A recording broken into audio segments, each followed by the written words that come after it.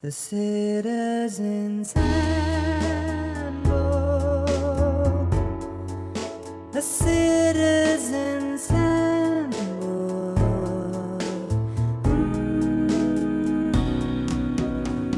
Kia ora koutou. Welcome to part 1 of the Citizen's Handbook Election Special.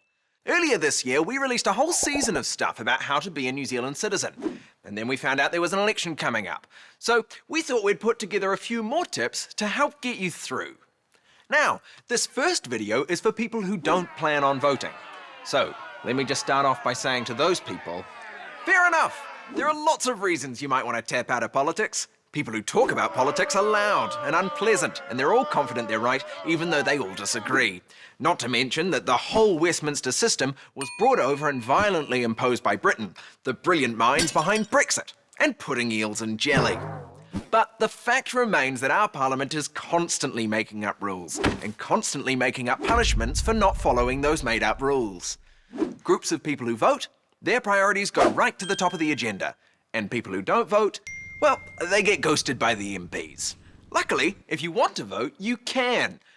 Unless you're under 18 or serving more than 3 years in prison. But if that's not you, then congratulations! This year voting is easier than ever. There'll be polling booths at schools, libraries, town halls and churches, and also down at the mall. So you can exercise your civic rights and then grab some cheap sunnies from the stall down by the muffin break. It'll be like when e-scooters first arrived. You won't be able to leave the house without being run over by a polling booth. Not only that, but you have a full 2 weeks to vote, from the 3rd to the 17th of October. There is no voting day anymore. There's only voting fortnight. Like the video game, maybe? I don't know, I'm 26. You don't even have to be enrolled before you go to the polling booth. You can enroll on the spot. Just turn up and say, "Me vote?" and someone will be there to help you do it. And if you're worried you're going to make a bad decision, remember, it's okay to do a bad vote. It's not what we recommend, but it might happen. If you end up regretting your vote later, just lie to your friends about who you voted for. I promise you, old people are voting very confidently. And, I mean, you've seen what they share on Facebook. I think some of them think that minions are actually real. Now, this year, you get 4 votes, but you can do as few or as many as you want. Just know that if you do more than 4, you might have committed electoral fraud. 2 of those votes are referendums. No, I will not be calling them referenda, you shut up! One for legalising voluntary euthanasia, and one for legalising voluntary weed smoking. And if you want a hand with those votes, we made some videos for them too, so go watch those. But after this, I'm not done. The other 2 votes you get are the ones about what you reckon Parliament should look like. And that's important because last time they chose Beehive, which is a ridiculous decision. I'm kidding, of course, that was just an hilarious joke. I mean, the other votes determine who gets into Parliament.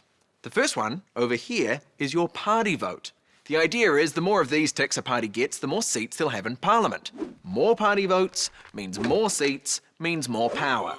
Parties get into Parliament if they clear 5% of the total party vote or win an electorate seat. Once they're in Parliament, the parties can team up like little robots trying to form a great big robot or government. The other one, over here, is your electorate vote. It's for the person you would like to represent your little corner of New Zealand. Now, only one person can win this. There's no teaming up. There's no big super robot here. There's just one winner and a bunch of sad little loser robots, which is why most people vote for one of the candidates who stands a pretty good chance of winning on their own. See? All done. Easy. Now, before I go, let's have a quick chat about the Māori role and the general role. Quick, it's history time. Back in the day, tikanga Māori was the law of the land, and rangatira were the leaders and diplomats of this little group of islands. Then, in response to British colonisation, there were Māori parliaments and Māori kings and queens and all sorts of kotahitanga, or unity movements. There were also lots of protests and peaceful resistances and military offensives. And in response to that, British settlers either started wars against those movements or went la la la la la la la and pretended they didn't exist. But after a bit too much war, the British said, "Hey, Never mind your parliament. Forget about that. Why don't we all work together in our parliament? So, in 1867, they introduced 4 Māori seats into the settler government, a tiny fraction of the nearly 80 seats total, and gave themselves a big pat on the back. So, why is that relevant? Because those Māori seats are still part of the settler government, or, as most people call it today, the government. And if you're of Māori descent, you can register to vote for those seats by going onto the Māori roll. Just say, Māori roll please, when you register. You get the same party vote options as everyone else, but a whole different set of electorate candidates to choose from. The more people who go on the Māori roll, the more Māori seats there are. However, if you're already enrolled to vote and you want to switch between the general roll and the Māori roll, then bad news. You have to wait for the Māori electoral option in 2024. Until then, you're stuck. What the fuck? And yes, the Electoral Commission agrees with you that it's a very dumb rule, but nobody's changed it yet. So I'm very sorry, if you've already chosen Māori roll or general roll, you gotta stay on that for the next 2 elections. Why? Good question. So, there you go. That's voting. Go and have a crack, and if it doesn't work, try again in 3 years. And look, we've tried to convince you with nice, rational arguments, but if that hasn't done the trick and you still don't want to vote, then here's some good old-fashioned fear-mongering.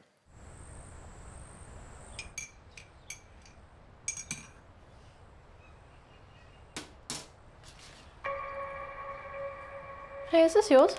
What is it? It's an enrollment form. Oh, nah, not me. Weird. Maybe the big orange man brought it. Yeah, maybe. What was that? I don't know. Probably just a cat.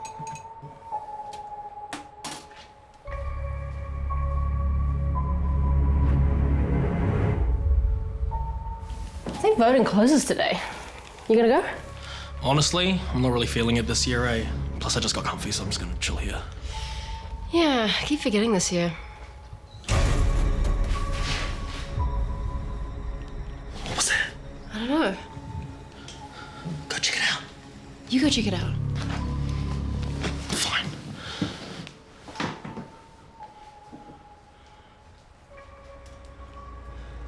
Hello? Hello?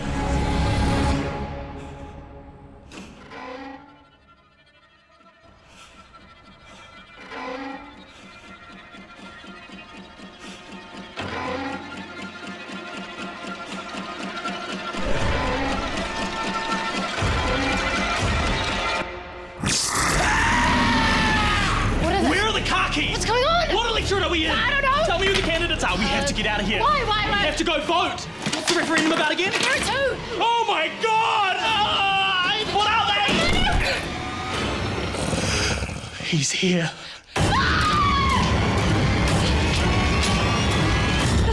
Be sure to vote in this year's general election from the 3rd to the 17th of October. There you have it. Do your research, get out there and give it a go. Voting is only one part of being a citizen, but it is an important part. If you'd like to know more about being a citizen of New Zealand, you can check out the Citizen's Handbook on RNZ. The Ka kite anō. citizens See you later. The Bye. citizens